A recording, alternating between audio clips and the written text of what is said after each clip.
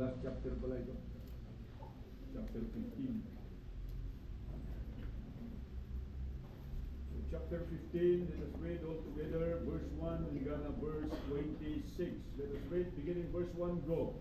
Moreover, brethren, I declare unto you the gospel which I preach unto you, which also you have received, wherein you stand, by which also you are saved, if you keep in memory what I preach unto you, unless you have believed in vain.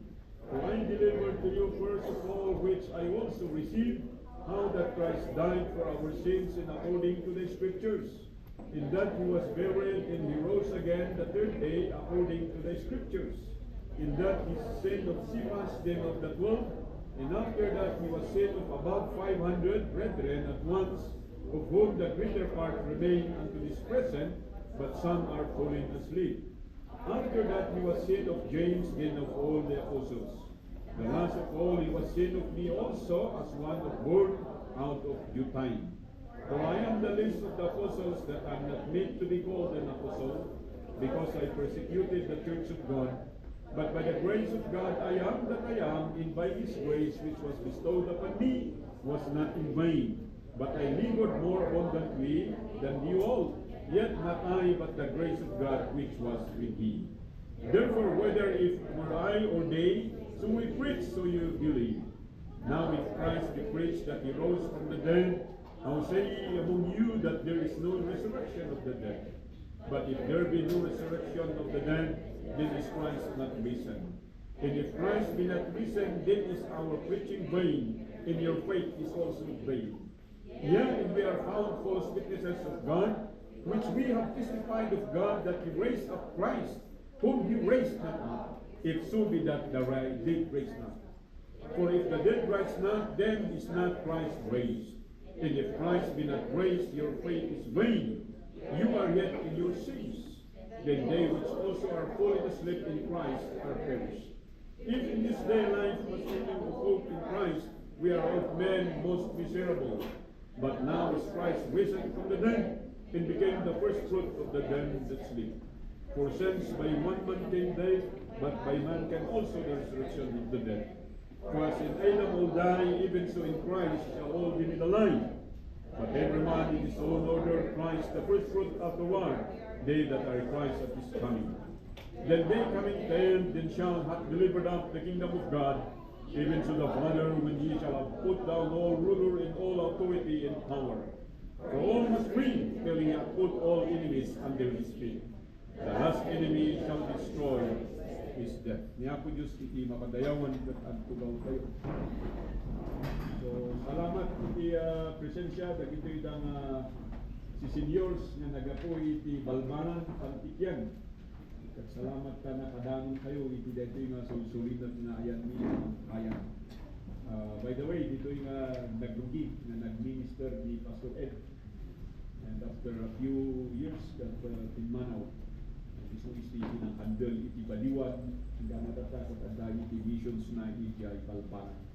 So salamat iti presensyayo, together iti Ventura family, Valenzuela family, and dagito yung mga collegians tayo tatak, and dagito yung nagapun ni Miss Takadan. Magita ni Ruda. Uray nagadawit pagpagnanak at healthy lata. And dagito yung campers tayo that are here with us today, dito yung Dumag at Awan. Danny Roy, di ba iso na dyan nagkanta ako na may sa mga preacher dyan. Baguio. So, diyaman na, doon sa ligat yung mga collegians at nagbiyahidan. So, we'll have a good fellowship this afternoon, but as we conclude, itigimong tayo itigimong service, but let us proceed with the film. Iti na ito na subject matter tayo, it's all about the epistles of Apostle Paul to the church at Corinth. But actually, iti pinakatema na ito, let me just reiterate to you. Now, the thing nga libro, iti 1 Corinthians is a rich and very practical letter that addresses the challenges how a believer should live his life in a Christian faith. In a world that is so diverse and compromising with each environment. So iladladawan na iti daytoy nga surat ni Paul kadag iti danamati ijay Corinto, ikinadado iti problema iti naldaw-aldaw nga panagbiagda, ket mas importante jay ipakpakita da nga ugali, aramid ken attitude, behavior ken karakteristik akas may nga namati kaysa jay ma-accomplish da iti rabaw ti dada. Isu dayto iti pinakatema na. And Paul provides guidance for transforming a healthy, a vibrant, and an encouraging believers that should bring honor and glory to God. Okay. So iti daytoy nga surat ket in-encourage na dagiti nga believers to pursue holiness and to pursue purity and to pursue righteousness. Apay aya nga kasapulan daytoy in order to become a powerful and fruitful witness or soul winners of God in this world. So dito'y gagayon kakabsat, we have just had, I would say that this is the most fruitful month. The early months of April was so fruitful for us because we just had our walk of faith. Ako mo, manuti na sulwiningan tayo dyan. Manuti na sulwiningan, ititimuan. 27. Manuti team 2. Manuti team 3. Ano nga i-consolidate dapat in-consolidate yun data because I just nalipatak lang i-camp tayo dapat in-consolidate yun umano, but we are pretty sure na in spite the graduations kat dagitoy nga occasions iti school kat adalata dagitoy nga imbati niya po Diyos nga kararwa nga danunan iti gospel. So I hope you can come up with numbers because one group is telling me that they were able to testify or witness and share the gospel to over 27 or 37 individual. Kat agyaman tayo dyan, kat na-witnessan tayo nga ijay gamin 31 nga di ay March 31, kat aning gayang nga school nagkaroon da iti ko na tayo nga kanyaw na nag-contribute lang ito nga parents and may sa iti naghandaan kagay nag-graduate ijay school amin. Isong amin nga dagay da umili kat mapanda di eskwela at dagay nga mga sudah tiga po na nga pa'y nga basta tao nga nadanon tayo. Do we pray for it? Still napantayo kat aday ti kararwa nga impalubos niya. So kadagay the walk of faith delegates, I salute you and may you continue to be a part of that great ministry. Sapay kumantanong next no kunak nga dagay da mapanti mo walk of faith sa nung akit kitang diya schedule you. Sa nung akong kunang nga baka hanak nga makaahatak nga payagan nga bakasyon, i-commit mo iti bagim nga mapan ka and God will allow you to go. Pero kung iniisip mo na baka hindi ka makakapunta, talagang hindi ka makakapunta. Baka isipin mo magkakasakit ka doon. Buti sana kung magkasakit ka lang, baka mamatay ka pa. So nagrigat ka kapsat, jaya mistake na assumptions tayo, we know presumptions iti Christian. So dito'y gamin gagayin ka kapsat that we have a diverse environment. Di kunak na diverse environment, ada iti miniro, ada iti negosyante, ada iti gardiniro. Nakita yun? And how we bring and share the gospel ijay na duma-duma na klase iti tattao. Kastamot lang iti tattao ijay correct. Later on we are going to find because iti kayat ni Apostle Paul iti ununaan da ijay purity that leads to holiness and give them a righteous way of life. Only then that they can become a powerful and fruitful witnesses for the Lord. So when nagrigat kakabsat, iti mag-awis, iti agserbi kiniya po Diyos. Gapot at itatao kat inunahan da, diya rasunda, wino diya compromising da. Na attitude. Deta iti pinakatema iti daytoy nga 1 Corinthians. Ngam no iti daytoy nga chapter, the main theme is all about resurrection. Okay, resurrection tikim-timaan na dito. And so dito iti nagbalin nga tema jaya duwa nga minatayan nga inatindara.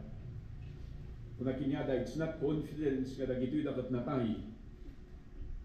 Iti tiyempo nga iti sangalubungan ket silsilibraran da iti Holy Week. It is a reminder for us to know Ngayon patay kat common iti amin nga tao ngem marimindan tayo nga dagayam iti karin niya po Diyos, which should become the hope of all men. So I titled this message ngayong umaga, Man's Only Hope. Man's Only Hope. So kunat nito'y, the central theme of this chapter, which is chapter 15, is resurrection, which is the essential foundation of our faith. The gospel we receive according to Apostle Paul and shared to others. This should be the hope of each and every man nga masapol nga tayo titinglan. Kung saan tayo matinglan tayo kat ibatan tayo, then anyati kunana, our faith is in vain. Then Christ's resurrection is now in vain. Then the gospel becomes in vain. Why? Because tayo nga mag-ipoprofess nga namati kung saan tayo matinglan, kung saan tayo maitakder dito nga pamati. So ang balik ko ma dito nga karit iti tunggal maysa. No apay nga insurat na dito ay gapo ta kayat na nga adresan dito ay 3 major problems iti simbahan ijay Corinto. Umuna dita ket disunity. Saan nga kay kaysa dagitoy da nga Kristiyano ijay Corinto, apay aya adda iti kanya nga ay idolon da nga leader. As Paul confronts the members' division due to their loyalty to different leaders. Sabi nga niya, maka-Apollos ako, maka-Paul ako, maka-Titus ako, maka-Timothy ako. Kung sino yung leader na gusto nila, yun ang kanilang ipinangangalandakan. Isulang itinalaig tinyada. Kat kuna ni Apostle Paul, apay isuda diya itinatay kada kayo. Isuda diya na ilansa diya krus ti Kalbaryo. Isu kani diya itinang itad ti gospel kada kayo. It is the Lord Jesus Christ. Why we are disunited, whether you accept it or not, because of leaders, because of personality. And this chapter was actually a solution for this, which is none other than our only hope is not on our leaders, but on the resurrection of the Lord Jesus Christ. That is the first problem. Another is immorality. Simbahan ng detoy. Grupon iti mangibagbaga nga namati, insalakan ni Apo Diyos, nga supposedly kunan iti kanta, nabalbaliwan kuma. Paamin nga sinagid iti Diyos, kat adang mabalbaliwan, according that offertory song. And then kunan dagada kinanta iti ubing, if you have listened to that lyrics and to that message of the song, it was beautiful actually, and I cannot help myself but to shed my tears as I listened to the song, rendered by the first group, and then by the second group, and then by the kids that have grown up, but they still think that they are kids. Who are they? The brother Judud, the brother Ram. So ako na diyan may sa mature and mediocre. Sampai kumatari na kasi diyan ipukis mo. Ang mediocre na pukis. Immorality. Paul emphasizes, in order to guard this immorality, you must remember that your body is the temple of God. It is the temple of the Holy Spirit. And there is no union between the devil and the body that is possessed by the Lord Jesus Christ. So nga nga magbalin. Nga iti gagayim mo kan babarkadam kung saan nga namati. Isuda iti kayat mo nga gaygayon mo, kadkadwaran. You choose the right words. And yet the Bible says it should never be. You are the temple of God. You are the temple of the Holy Spirit. And this Holy Spirit is grieved if the body becomes an instrument of sin. Alam niyo ba yan? Kaya pag sinasabi ko sa inyo, alam mo, pag Sunday, nasa church ka dapat, pero wala ka sa church, your body becomes one. It becomes defined. So, kinig kayo dito. Not only that the body becomes an instrument, it is even performing and practicing sinful acts. Kaya pangalagaan yung mga testimony niyo. Yaman tayo, tadani Sandro, faithful lepi, nakakalpas ti ka, no, dahil di ka. Kado ti Kristiyano, magbalbalin ka faithful, no, dahil ti great occasions. But after the great occasions comes the great sinning, great wickedness, great backsliding. It's very sad, kakamsad. Pero ito ay nangyayari para tingnan natin kung gaano katatag ang ating pananampalataya. Makinig kayo dito. One of the reasons such worldliness and immorality is so rampant is because people abuse their Christian liberty. Inaabusin natin ang ating liberty na sinasabi ng Biblia that we are free from the bondage of sin, from the grips and power of the devil, that we can now freely serve God in our life. Pero ang nangyayari ay kabaliktaran. Ano na? We are becoming selfish and becoming self-first. Selfish and self-first. Marami ang ayaw mag-volunteer, ayaw mag-commit because iniisip nila, kaya ko, kaya. Alam nyo, in order for you to become productive and become powerful in your life as a believer, huwag mong tingnan ang kakayahan mo. Tingnan mo ang kakayahan ng Diyos through you. Hangad itong galaday, tikastoy nga gathering kat ko namin jay, ay sus baka awana, ay sus baka saan ko nga kaya. And mind you, talagang hindi mo kaya. Kung isipon, jay kanayon nga, baka kumurang jay gastusin niya sa family, kanayon ka nga maawanan because that is your mindset. No kumay ti mindset mo kung kasano ka nga makatulong. We just had our meeting during our camp and I asked the adults and some of the young people to join the meeting because we have some programs to address to. Yung kailangan ng ating mga Canadians, yung mga scholars ng church, yung pangangailangan ng ating mga missionaries, yung kailangan ng ating improvement ng building at acquisition ng property ng ating mga mission property.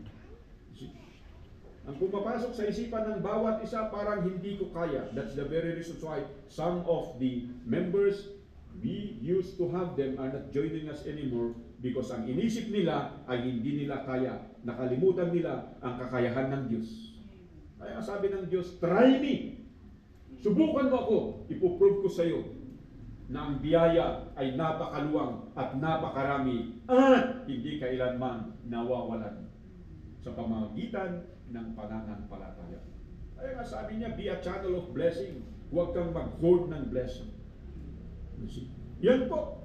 At yung pangatlong problema dito, hindi lang disunity, hindi lang immorality, disorderly. Kasi hindi natin maintindihan yung mga puntos na sasabihin ko dito unless we understand the problems behind that Apostle Paul is trying to address and find solutions through his letter to these people. Each one was looking for personal edification. Kaya nagiging disorderly sila. Kaya nga dito, pag naghanap ka ng comfort sa upuan na yan, galaw ka ng galaw, labas ka ng balabas, punta ka palagi sa sigaw. Kalayon ka makaisisbo, kaisisbo lang tatay, makaisisbo kang kalayon. Why? You becoming disorder. Bakit? Personal edification eh. Habang nakikinig ka ng salita ng Panginoon, sinasabi ng Holy Spirit sa iyo, makinig ka. At kasi ang mensahe para sa iyo, sinasabi ng sarili mo, mag-excuse ka. Lumabas ka. Kaya marami sa atin, pumasok sa loob ng simbahan, nakinig sa preaching, pero walang naintindihan. Bakit? Personal edification ang hinahanap mo. Ano pa? Hindi lang personal edification, personal gratification. Gusto mo, nare-recognize ka palagi. Gusto mo, example ka palagi or bite ka palagi. And me as your pastor, I usually avoid those things. Kaya binimension ko lang, kadalasan yung mga pangalan ng mga tao na hindi natin kasama. Why? Because ayaw ko na i-rob yung blessing na pwedeng pumunta sa kanila. Are you listening? Hindi lang personal edification, hindi lang personal gratification, personal recognition. Yan ang gustong-gusto natin. Diyan nga ang pagpapansin. Pero huwag sana tayong maging KSP. Kulang sa pansin. Huwag naman. Mo yun, no, dahil may isang anak mo kat kulang sa pansin, sangitan dahi ta. Kanayon nga sangit, agpapapansin eh. Iti church, problema dahi ta, apa ya, agpapapansin. So matap no, hanga kasi iti pagbanagam, we must learn the scripture.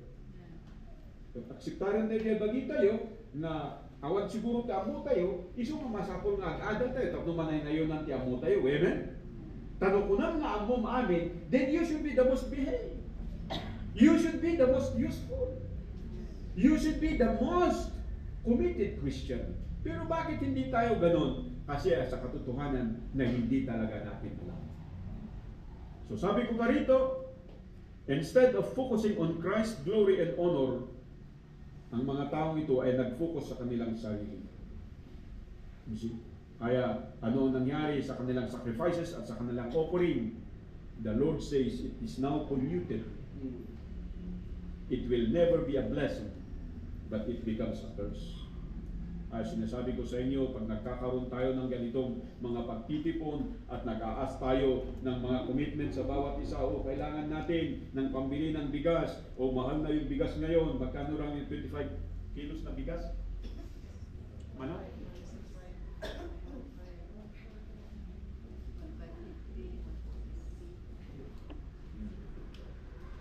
Dito'y gumatgatang tayo, dagay tagabalbalan, saan-samat. Madawdawat dyan da, gyaman tayo, kada tipagas yung gapon lagi kita tagatabo. So nga tayo unay nga narigatan. Patukunan nga ayaw, 1.5 ti may isa nga kaban, patukunan iti kakabsat ko, contribute tayo, 15 tayo, sagwa 100 tayo, pati panpanunutan. Sayang dyan 100, pangload ko ti cellphone. Sayang dyan 100 nga na ito eh, pagtayak ti luto. Sayang dyan 100 nga na ito eh. I-invest ko na ito yung iti scam. Pero ayaw natin, bakit? Nagre-reklamo ka kagad. Kung nagbigay ka man, sige man langan, tawag ibagbagayo. You have a bitter heart and you have a murmuring spirit. Anong nangyari? Yung contribution mo now becomes what? Pollution to the whole idea of commitment. Instead na i-bless tayo ng Panginoon, hindi na. Bakit? Merong isang bagay na nagpupulyot on do not be that light. Like Achan, like sa pera. Amen! Ay palagi yung sinasabi, huwag nyo nang pilitin kung ayaw, din so be it. And one way or the other, God will provide it. But we do not want to raise an Achan in our church. Ay sinasabi ko sa inyo, mayroon at mayroon palagi. O yung isang family dito na biglang umalis kasi ayaw nilang maniwala doon. Ang pinaniniwalaan nila, voluntary daw. Magbibigay daw sila kung gusto nila, hindi yung magbibigay sila kasi kailangan ng church. Hindi ganun sa kanila, para sa kanila, magbibigay lang kami kung gusto namin, tutulong lang kami kung gusto namin. It is not. The very idea of the scripture is not your heart to be followed, but it is the will of the Lord must be followed. At ayaw nilang maniwala dyan, kaya nga mayroon silang ibang version sa Bible Pero wag kayong mapapalan kinyada because they seem to be getting richer and getting bigger. Sabi ko sa inyo, ang totoong pinagpapala ng Diyos ay ginagamit sa ministry. Amen. So I have 3 points to share with you today kung bakit man's only hope ito. Number 1 is the hope of redemption. The hope of redemption. The central and core theme of 1 Corinthians is actually to provide solution to the problems of believers. At yung problemang yon, yung tatlong minention ko, disunity, immorality, disorderliness. Bakit? Nakalimutan nila na sila'y iniligtas ng Diyos. Hindi nung kanilang pastor, hindi nung kanilang preacher, hindi nung kanilang leader ang nagligtas sa kanila, kundi si Jesucristo. Amen. He is our hope. Maraming nagsasabi, pag nanalo ba si Sarah, mag-i-improve ba? Maaari. But he is not our hope. She is not our hope. Our hope is the Lord Jesus Christ. We should never look to political leaders, to personalities as our hope. These personalities will die. They will grow old. They will be corrupted. They will be tempted, but there is one man who did never yield to sin, and that is the Lord Jesus Christ. He is our only hope. Man's only hope. Huwag niyong titingnan yung mga anak niyo, anong mga magulang, at pag nakikita mo, daytoy itinamnamami. The more you aspire that, the more your children or the more your child becomes unruly. Dumulog ka, kumangaraw na sa imam. Amo mas behave ka no dato ko. Mas behave ka no dato ko, hanggang pumanpanaw dito ko kita. So nga behave ka at numawan dito ko, okay? Tatal na. Lukitaan niyo dito, yan dito ko na. I declare unto you the gospel which I preach unto you, which also you have received. So as preachers, we cannot declare something that we did not experience and we do not have. Amen. Naintindihan ninyo? Hindi mo pwedeng ikasaba ang kaligtasan sa isang tao kung hindi mo ito nasubukan. Oh. Kaya mag-ingat tayo. Kasi maraming mga soul winners ngayon, nawawalan na raw ng pag-asa. Sabi ng isang pastor, Sarden min nga ya, mapandita sa Marita, tawad mo't lang bunga na. Kanya ti bunga nga birbiru ko. Kat ti purpose na diay, kat tapno ma-share mo diay gospel. It's not to bring people to church, it's to share the gospel. At pag nag-share ka ng gospel, it is God who will put increase in the church. Who will give increase in the church. Pero iba yung pananaw ng mga kapasturan ngayon. You see? Ngayon, hindi ka kapsat, kitaan tayo pa din. Nga ba di ko nga na dito eh. Which also you have received, wherein you stand. Yung gospel, yung redemption. Natanggap mo yung kaligtasan, itayo mo yan. Amen. Han mo nga iduling, saan mo nga ibulan, saan mo nga baybayan. Iso nga dito nga mensahe, madubli-dubli man dito nga mangagam, kat no makarkarit katatar, sapay kumata maisingpasan ng mo. Ano yung isingpasan ng mo? That your thinking, your line of thought must be put in its proper location. Kasi mahirap yung misplaced eh. Nasubukan nyo ba kumausap sa isang tao at iba yung sinasagot? Anyanagan mo, paano kami dyan bagyo? Sino kadwa mo? Pansit sa kinandi. Nasubukan mo yan? Masusubukan mo yan. Bakit yung iyong tao, nag-i-imagine eh. Hindi naman dyan bagyo, naman nag-restauran, nangantipansit. Yun yung nasa isipan niya, kahit kinakausap mo, wala siyang napapakinggan kasi naririkon niya.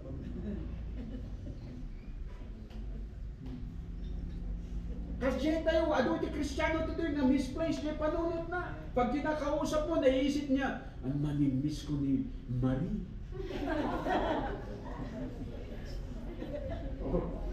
Hindi pa talaga natin. Sabi ko nga. Ay marami ko ladies, pambihira. Binig tayo kay Marie kasi namimiss na mga yung people ko.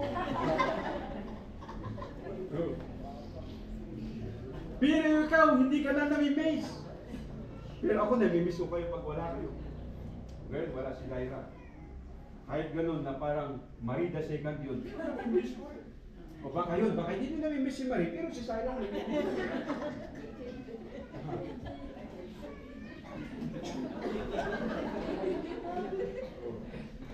Diyan sa tatahimik.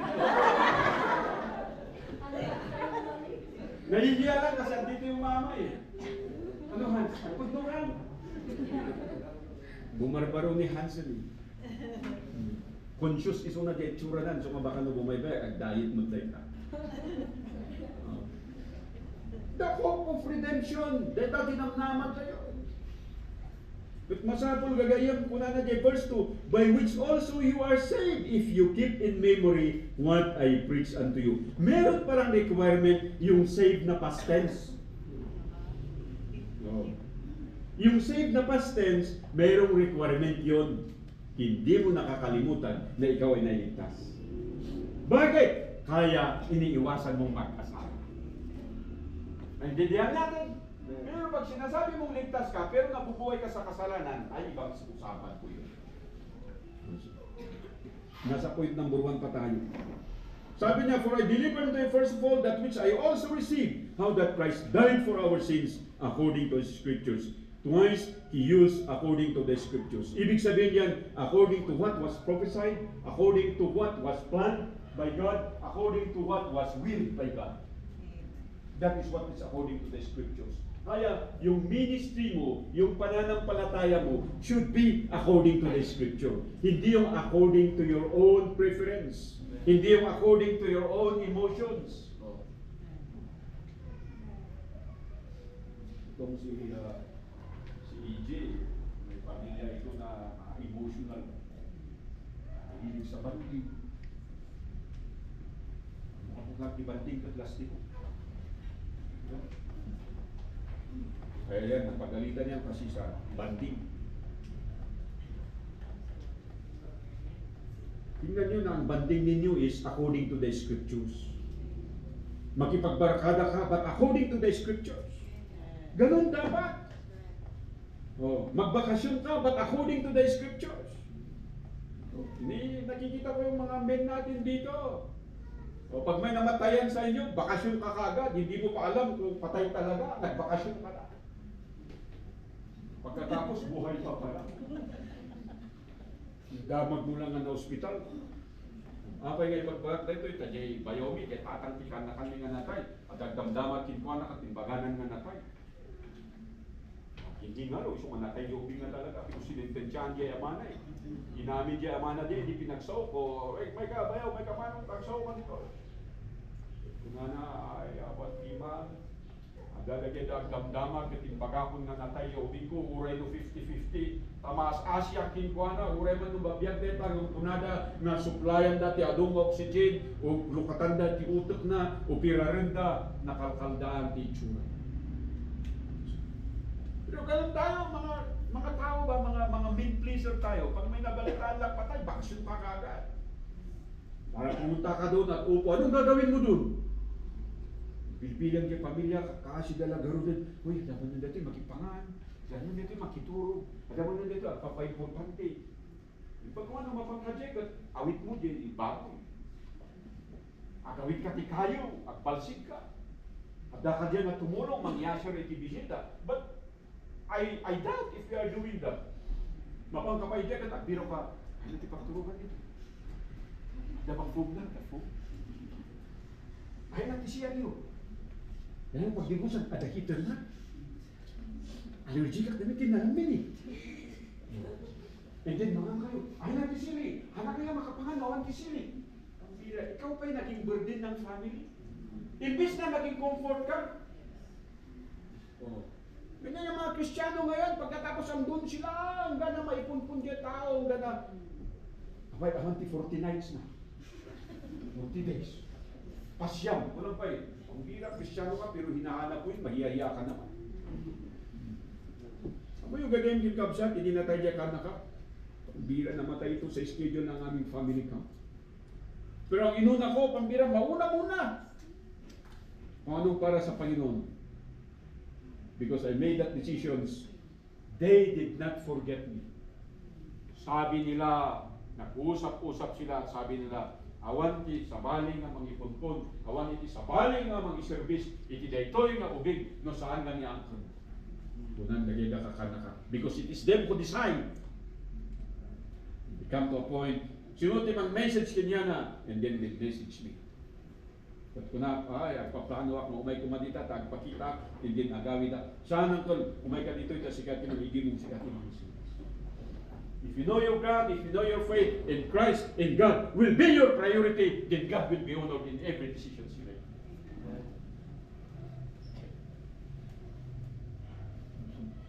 Pero iba tayo, concern tayo sa pamilya natin. Kataas daw, Pilipiman. Family first sa'yo, sa akin, God first.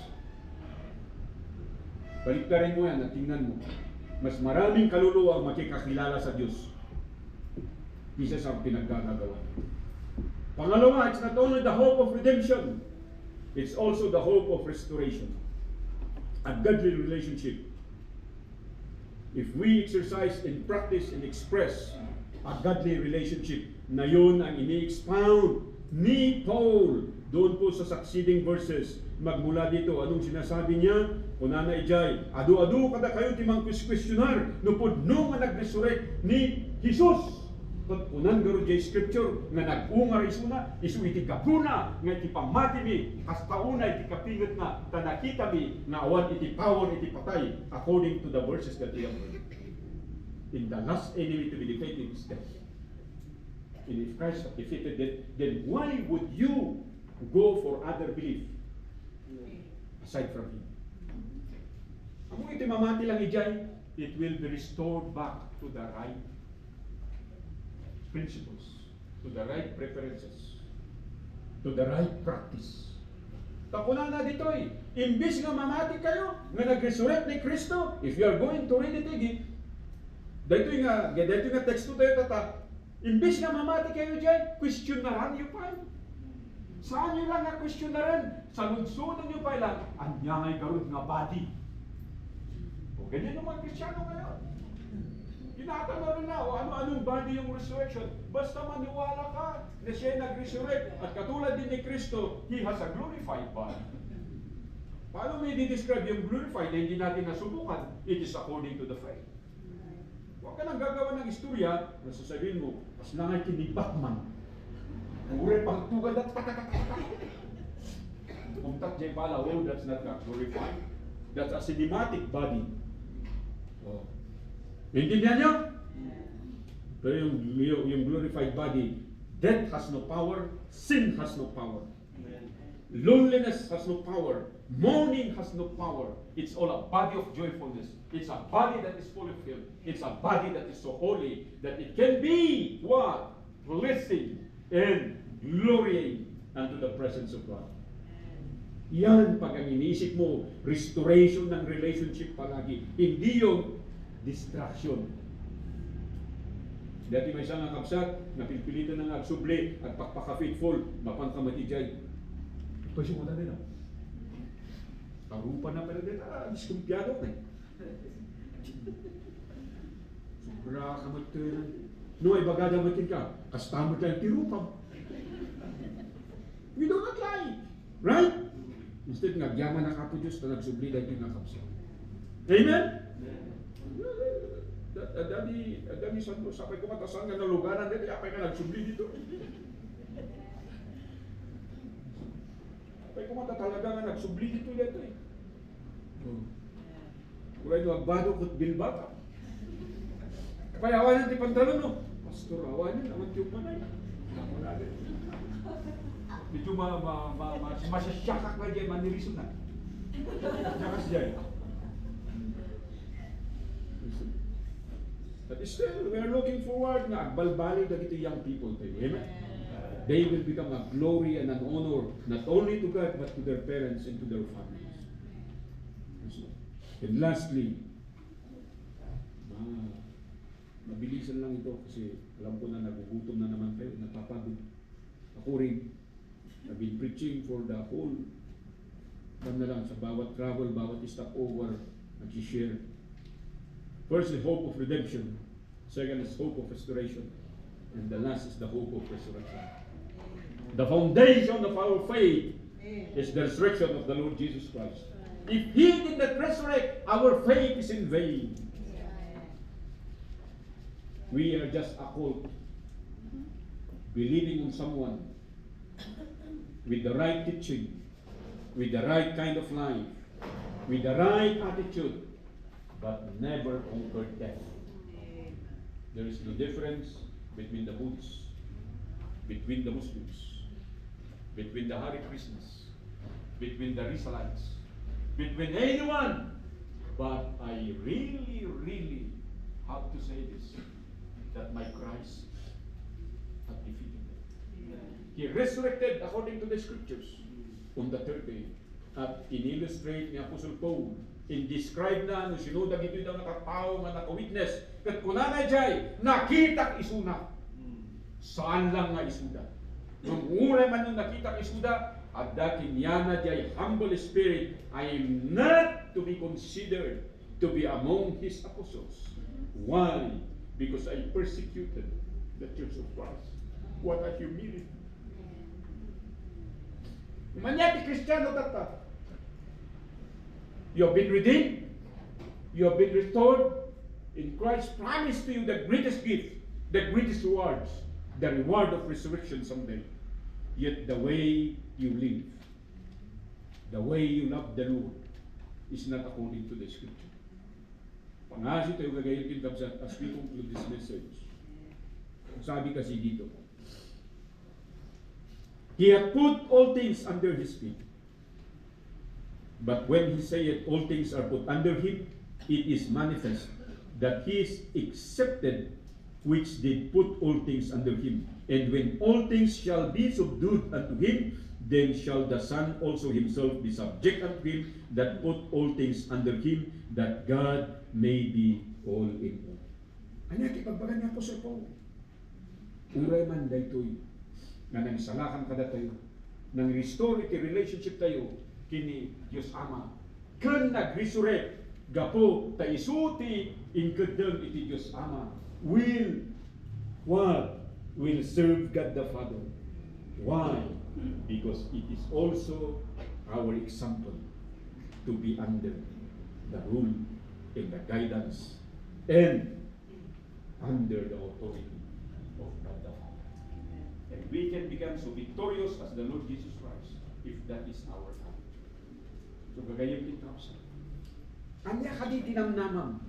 Adu kada kayo namnamak na maka-eskwela. Every time I ask young people, even the school sinapnapanan tayo, graduate kayo tatan, anya iti ambition nyo, anya iti plano nyo, awan pa iti plano iti daduma. Kunan dagito daduma mga parents, dakkel iti plano, dakkel iti karigagay ko, ito yung anak ko, manmano iti mga ibaga, sapay kumata da ito yung anak ko, adati butin na kini Apo Diyos. Mausar para iti pagayatan ni Apo Diyos. Wala po yan. Pero tayo mga believers, that should be the kind of principle we must expose. Amen.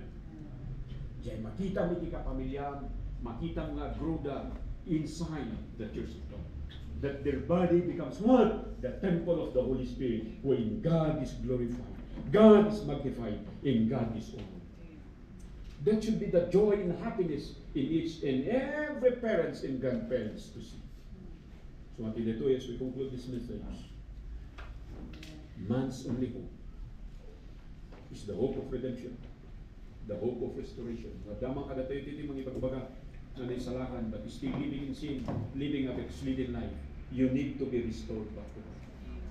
Just humble down yourself and say, "Here, my Lord, forgive me. I know that I am saved, but I'm living an unsaved life. Forgive me." Like these believers, they claim that they are believers, but they are living immoral life. They are disorderly, they are disunited. But Apostle Paul says, if you will humble down like the Lord Jesus Christ, who serves the Father, then God will be magnified. Tumakdat na natin. Let us pray. Dear God, Heavenly Father, here we are today, asking you to listen to each and everyone's prayer, that you will grant your will in each and everyone's life.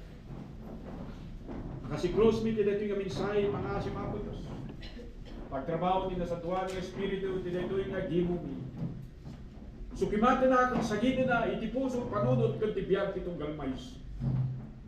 Nalabit may bagami nga naisalakan kami, nang daytoy kadi nga gospel, iso ti pagtaktakdiran. Winutao iti pagtaltal kami. Mas nabalbalo iti pamilya, gagayong karuba, tunog ugali, ngam iti sasaod nga iso kumati itong palang kanibyan. Dumawat kami iti pamakaw. Nalabit at dati Kristiyano nga kunana nga naisalakan, but living in sin. Karara ko dito yung agsapa, sapay kumata, biru ko na iti restoration, agpakumbaba deta, agparintumong deta Apo Diyos. At sika iti, agsangita na babalan iti ka. Tay kinamnama mi Apo Diyos is the hope of resurrection. Amin kami nga naurnong kata, dumdum ito kung daway. Itag mo to Apo Diyos, dito yung reward mi, iti panag-ungat. Nadda kami, itisibay mo kung iti gloria. Believers, saan mo ngay palubos, marumwar ka iti dito yung napagimungan, ng sangkangan kapagkaraan. I-enjoy mo, dito nga gospel, panakaisalakan nito ni Apo Diyos. Kani sigurado nga bibiyag ka ti kinapudno kat saan nga ikibaso. And then, the greatest hope is the hope of resurrection. Dahil tayo ti mang i-drive kada tayo, tapno awan iti sakit, uray patay, nga manglapod, ti kas tatay magserbi kini Apo Diyos. Even the greatest thing that we think we cannot do and we cannot sacrifice, we are willing to do and to commit them to the Lord. Dear God, Heavenly Father, as these people kneel before you today, may the Holy Spirit join them. Kaya tidawatan da ako Diyos kat nagadabanat na mang irako, mang padayaw kinasatuan nga namin. And I pray, Father God, may iti talaga nga minsahe iti gospel, jay pudno nga gospel, iti adda kadakam. Saan nga jay palso nga gospel. Nga iso kumaday katitakderan itong galmays. Kat numan ako Diyos, kunami nga inawat mi dito nga gospel, namati kami kung naisalakan kami, pangasin ako Diyos. Numan nagbibiyag kami iti backsliding life, iti biyag iti baso, nga han kami nga sumurot, nga kunan ni Apostle Paul, according to the scripture, iti klase iti panagbiag mi, i-restore mo kumada kami ako Diyos. Dito yung nga relasyon, kat makita, babaan na ako Diyos, iti panagpakumbaba, kan panang surot, iti pagayatan iti Diyos Ama, gapo ako Diyos, iti naramidan ni Kristo, di Kristi Kalbaryo. Kat namnamahan mi, iti may sama biyag nga awan tutoy patinggan, the resurrected life. Awan iti rigat, awan iti tuok, awan iti patay. Nga sa mga po Diyos, ito iti mga encourage, iti tunggal maysa. Masaysayatan pa ikan kagagitan, di kastaning nga diyan nagsirbi na sa tuwan ng mga. Madayaw ka po Diyos. Masay commit these people unto you. May you forgive us of our sinfulness. And may you encourage us by your faithfulness. May we live a righteous, a pure, and holy life. At mapatayawan ka po Diyos as we participate and partake iti ministry ngayon paakam mo iti dito yung iglesia. Ang asim ako Diyos, tamatungpal iti plano, iti biyag itong galmaysa. Even the iti nga kids, at balinda nga blessing as they move on and grow up in their physical life and so with their Christian life. Dagiti nga young people, at balinda blessing iti families da, even dagiti nga professionals, madanda iti nasayat nga trabaho. Even kadagiti nga parientes, pahay mo iti salunat, bikas kinyata kang gagat, kanang nangruna, iti balegi, nga mawitnesan da, iti anak da kanapuda, nga dada iti puder, iti panagserbi kan pamamati. Ang asim ako Diyos, i-grant mo, dagiti nga karalan. In Jesus' name we pray. Amen. And amen. So thank you so much.